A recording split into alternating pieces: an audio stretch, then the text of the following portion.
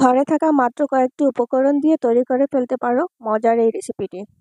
তো এখানে আমি খুব মজার একটি পাকোড়া তৈরি করেছি, তাই ভাবলাম তোমাদের সাথেও একটু শেয়ার করি।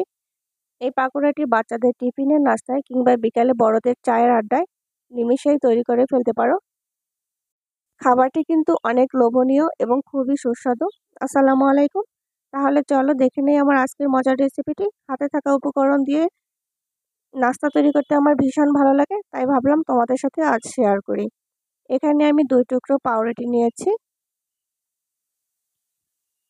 এখানে আমি নিয়েছি মাঝারি সাইজের 4টা পেঁয়াজ ভালো করে কুচি করে নিয়েছি।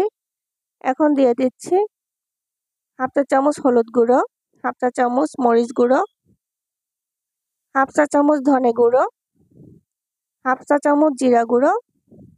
এখানে আমি ছোট্ট এক টুকরো আদা কুচি করে নিয়েছি, দিয়ে দিচ্ছি। ছোট 4টা কাঁচামরিচ কুচি করে নিয়েছি, তাও দিয়ে দিচ্ছি। এবং দিয়ে দিচ্ছি স্বাদ মতো লবণ এবং একটা ডিম দিয়ে দিচ্ছি। সবগুলো মশলার উপকরণ কিন্তু আমার রেডি হয়ে গেছে। এখন আমি এই বোলটাকে একটা সাইডে রেখে দিব এবং বাকি উপকরণ তৈরি করে নিব। এখানে আমি একটা বলে পানি নিয়েছি। এখন আমি পাউরুটি 2টাকে খুব ভালো করে ভিজিয়ে নিচ্ছি এবং হাত দিয়ে চেপে চেপে পানিগুলোকে কিন্তু পাউরুটি থেকে ছেঁকে নিচ্ছি। এই পর্যায়ে আমি মশলার মধ্যে পাউরুটিগুলো দিয়ে দিলাম। হাত দিয়ে আলতো হাতে খুব ভালো করে পেস্ট করে নিব, খুব সুন্দরভাবে মেখে নিব।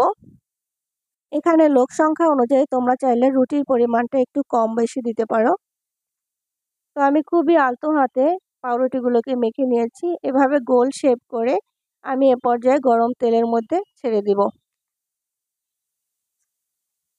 আগে থেকে চুলায় একটা কড়াই বসিয়ে তাতে আমি তেল গরম করে নিয়েছি। এখন গোল গোল শেপ করে আমি পাকোড়াগুলোকে দিয়ে দিচ্ছি। মিডিয়াম আঁচে এবং খুবই সাবধানে ভাজতে হবে। হাই হিটে ভাজলে পুড়ে যাবে এবং ভিতরে কিন্তু খুব ভালো করে ভাজা হবে না।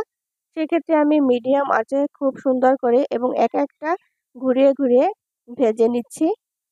পাকোড়াগুলো যখন ব্রাউন কালার হয়ে আসবে তখন আমি তুলে নিব। যারা কালো জিরা পছন্দ করো তারা চাইলে পাকোড়ার মধ্যে কালো জিরাও দিতে পারো। খুব সুন্দর একটা ঘ্রাণ আসবে এবং খুবই মজার হবে। দ্বিতীয়বারও আমি পাকোড়াগুলোকে একইভাবে ভেজে নিচ্ছি। পাকোড়াগুলো কিন্তু দেখতে খুবই লোভনীয় হয়েছে এবং খুবই মুচমুচে হয়েছে। এই পাকোড়াটি খেতে কিন্তু ভীষণ ভালো লাগে।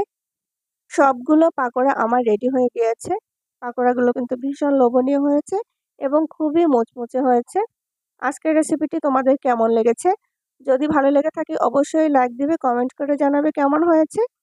চলে আসবো আবার মজার কোনো রেসিপি নিয়ে। সে পর্যন্ত সবাই ভালো থাকবে, সুস্থ থাকবে। আল্লাহ হাফেজ।